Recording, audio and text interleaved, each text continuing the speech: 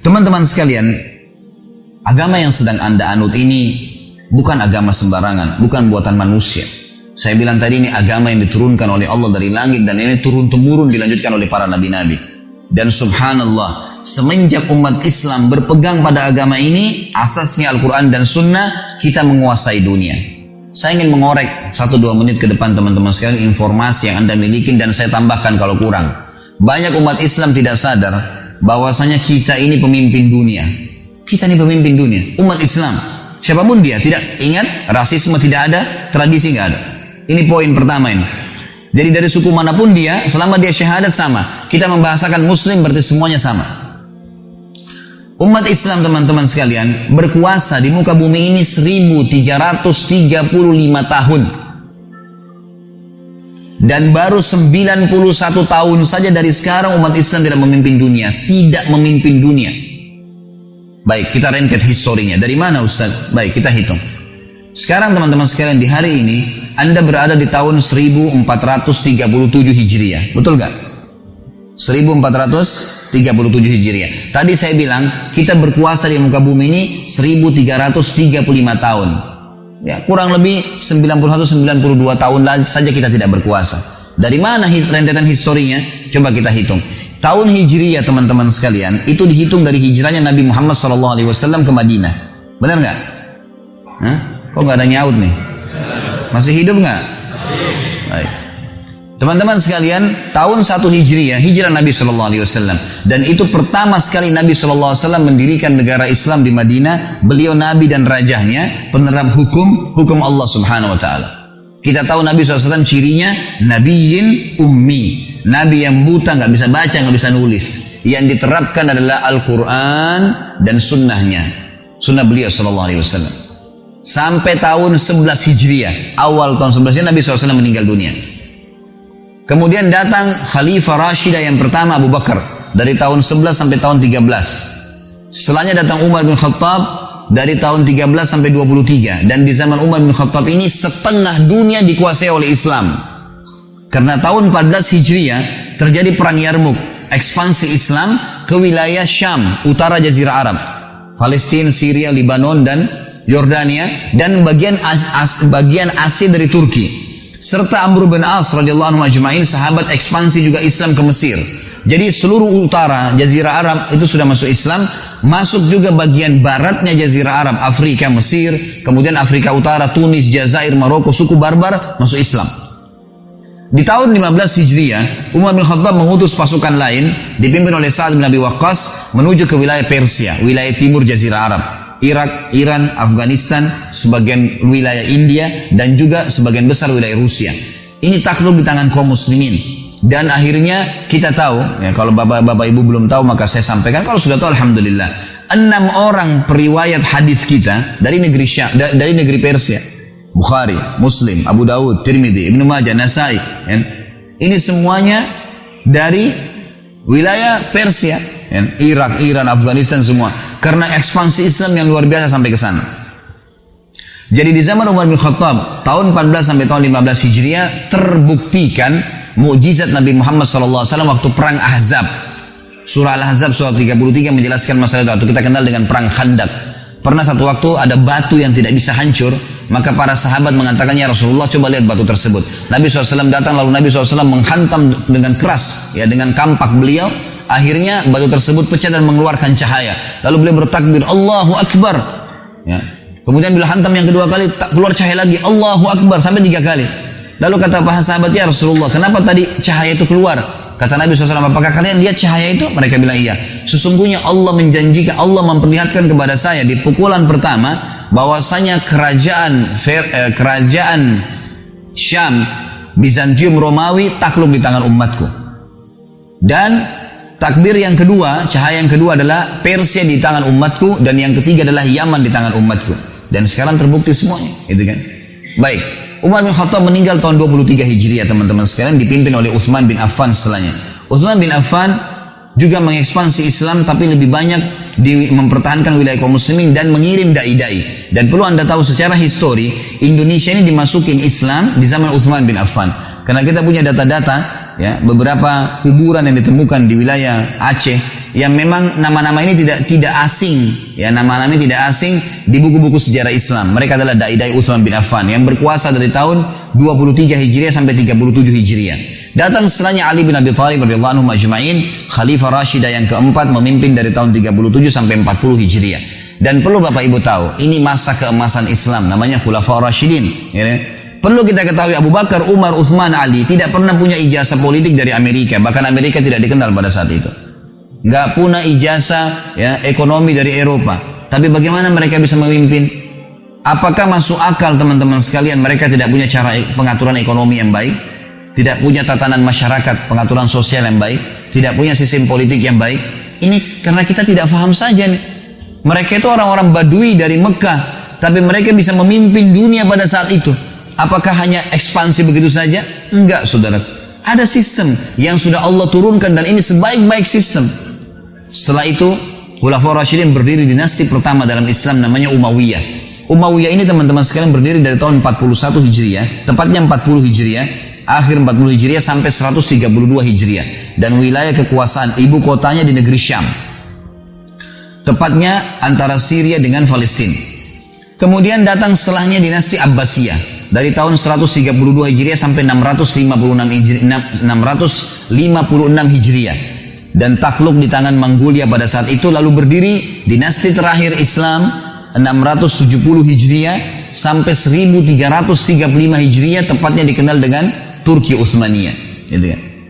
Turki Utsmani ini baru berubah dari khilafah menjadi republika itu di tahun 1924 Masehi. Kurang lebih 91-92 tahun yang lalu saja. Sebelumnya, ya mereka memimpin dunia. Sebelumnya.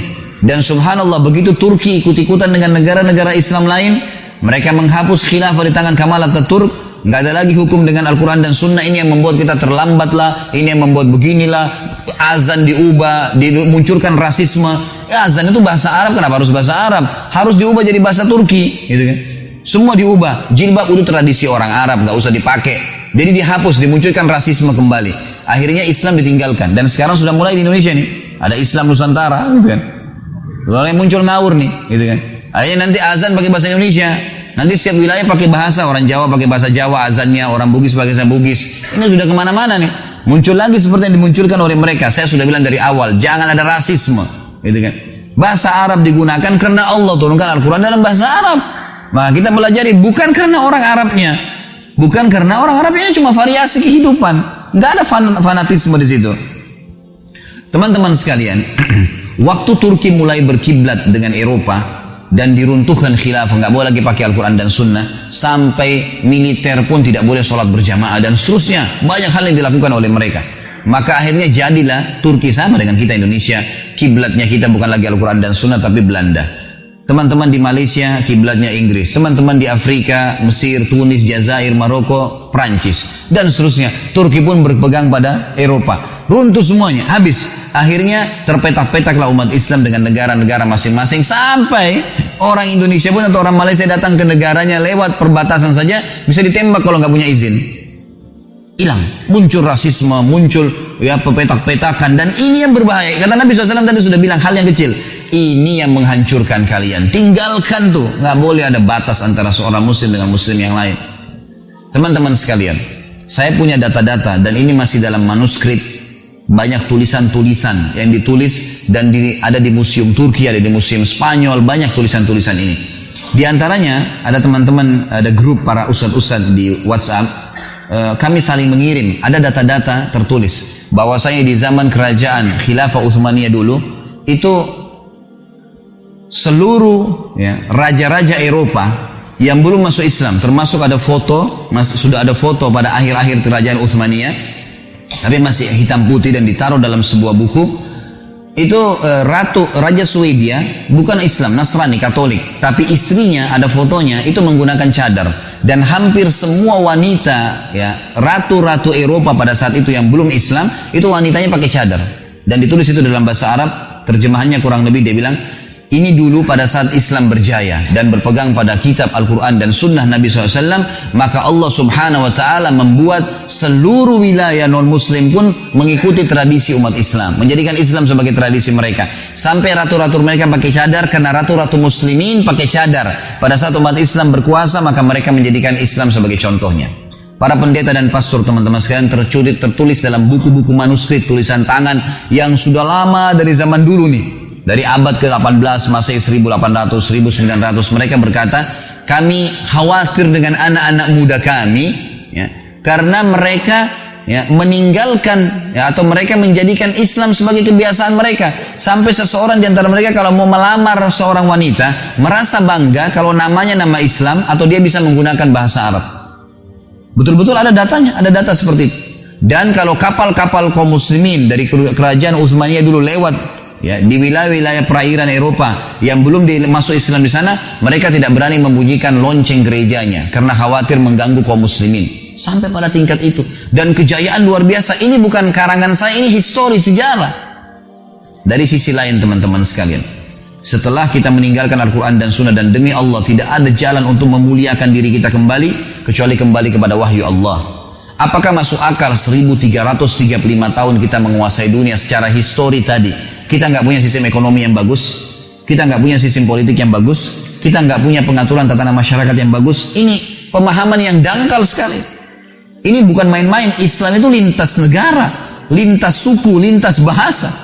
Tidak ngerti bahasa Arab pun, sholatnya memang bahasa Arab, doanya memang diucapkan dalam bahasa Arab, zikir-zikirnya dalam bahasa Arab. Sama semua, kita punya standarisasi dalam masalah ini. Dari sisi lain teman-teman sekalian, disembunyikan oleh banyak orang-orang non-muslim, dan orang Islam harus tahu masalah ini. Bahwasanya semua teknologi yang ada sekarang, perkembangan yang kita banggakan dari penerangan lampu, dari alat-alat teknologi, kendaraan-kendaraan otomotif sekarang, semuanya teman-teman sekalian dari kaum muslimin. Data-datanya ada. Sampai sekarang manuskrip ada di Spanyol, seperti misalnya orang-orang Eropa pun tahu masalah itu. Sampai ada sekarang mereka buat film yang mengangkat akhirnya itu. Saya lihat beberapa cuplikannya, gitu kan. Saya tidak sarankan tentu Anda khusus nonton film ini, tapi saya sempat lihat cuplikan sedikit saja. Kalau Anda ketik di YouTube, coba tulis hal-hal yang tersembunyikan, hal-hal yang disembunyikan dari agama Islam. Ada cuplikan di situ sekitar mungkin durasi 15 menit bagaimana mereka akhirnya mengungkap masalah itu. Teman-teman sekalian, yang paling pertama menemukan teori penerbangan seorang muslim bernama Abbas bin Akhnas. Abbas bin Akhnas masyhur namanya di Eropa. Dulu dia di Spanyol dan ada bukunya. Bahkan dalam buku itu dia menulis teori-teori bagaimana membuat pesawat terbang. Dan dia membuat praktek, dia buat 2 buah sayap dengan tangannya sendiri di zaman itu, gitu kan. Dan dia sempat loncat dari atas gunung sampai mendarat di daratan di bawah, tidak meninggal dunia. Dan teori ini diambil pada saat Spanyol jatuh di tangan kerajaan Bizantium Nasrani pada saat itu. Akhirnya umat Islam menghidupkan dari Spanyol. Buku ini diambil diterjemahkan oleh 2 ilmuwan dari Inggris, dan akhirnya dicatatlah dalam sejarah manusia mereka menemukan pesawat. Padahal ini jelas faktanya ada. Yang kedua, kita tahu ilmu matematika yang masyhur.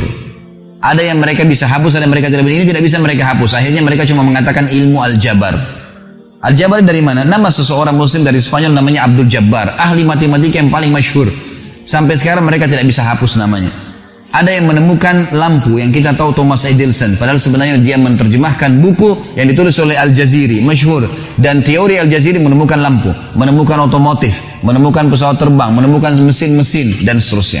Dan cukup banyak ilmuwan-ilmuwan muslim yang tidak disebutkan nama-namanya. Belum kita bicara masalah ilmu alam, belum bicara ilmu lautan, mereka sudah pelajarin semua. Dan sampai sekarang teman-teman sekalian di Eropa, yang paling dibanggakan oleh orang-orang Eropa justru peninggalan bangunan kaum muslimin. Seperti di Spanyol, yang paling terkenal jembatan yang dibuat oleh dulu kerajaan Islam, bangunan-bangunannya.